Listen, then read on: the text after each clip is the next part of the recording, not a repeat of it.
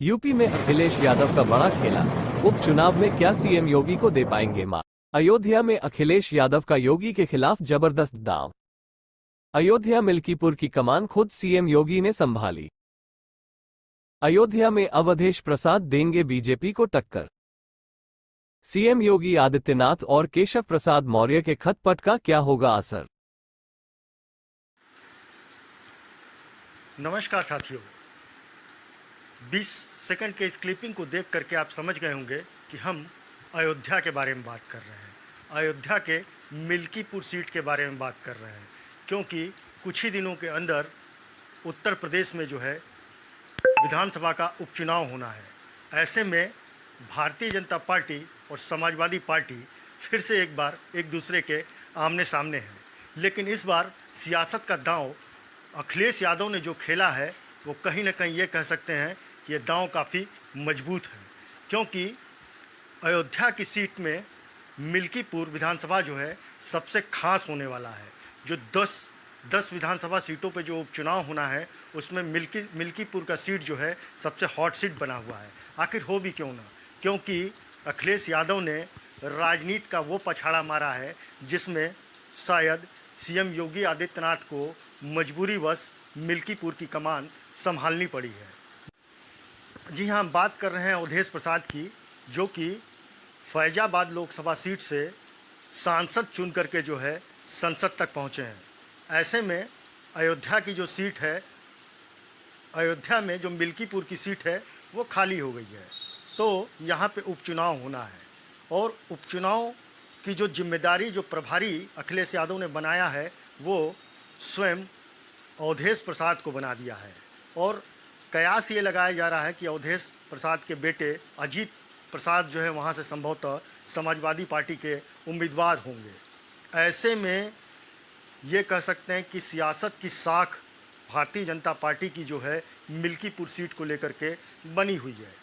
खुद सीएम योगी आदित्यनाथ ने यहाँ की कमान संभाली है और लगातार वो अयोध्या का दौरा कर रहे हैं, पार्टी कार्यकर्ताओं के साथ मंथन कर रहे हैं और मिल्कीपुर के लिए एक रणनीति बना रहे हैं, क्योंकि वो जानते हैं कि अगर मिल्कीपुर की सीट अगर इस बार वो हारते हैं तो यानी इसका गलत मैसेज जो है 2027 के विधानसभा चुनाव के लिए जाएगा।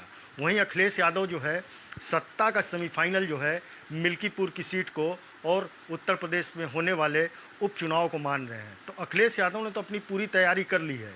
अखिलेश यादव ने जिस तरीके से अवधेश प्रसाद को जो है मैदान में उतार दिया, उनको प्रभारी बना दिया, उनको जिम्मेदारी दे दी कि मिल्कीपुर की पूरी कमान आपके हाथ में है और मिल्कीपुर की सीट जो है अवधेश प्रसाद को जितानी है। तो ऐसे में भारतीय जनता पार्टी क्या करती?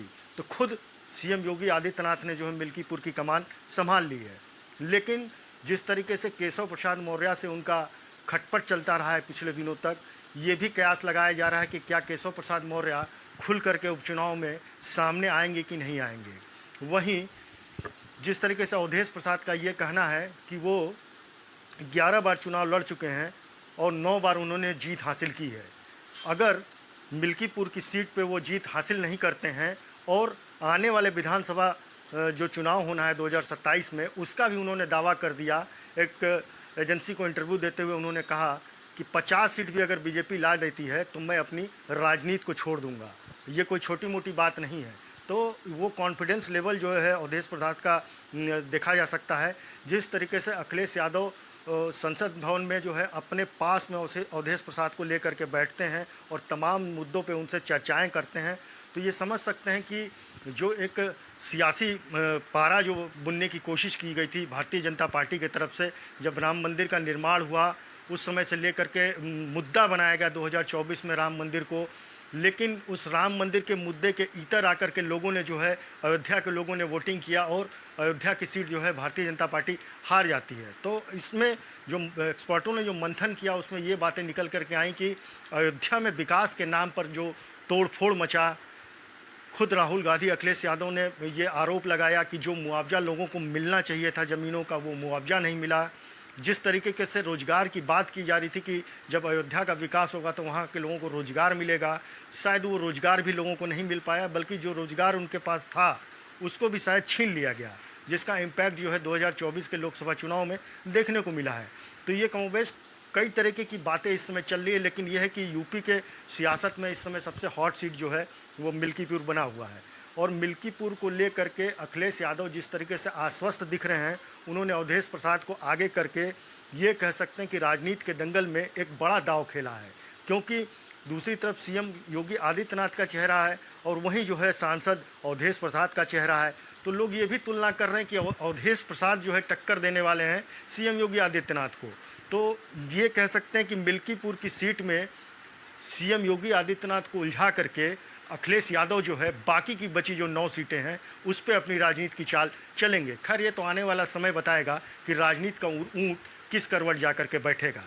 लेकिन ये तो तय है कि आने वाले समय में राजनीति का एक जो संग्राम छिड़ेगा पूरे यूपी के अंदर, उसको देखने में सभी को आनंद आएगा। अगर मेरा ये वीडियो आप लोगों को पसंद आया है तो प्लीज़ चैनल को सब्सक्राइब कर दीजिएगा, वीडियो को लाइक कर दीजिएगा और शेयर भी कर दीजिएगा। नमस्कार साथियों।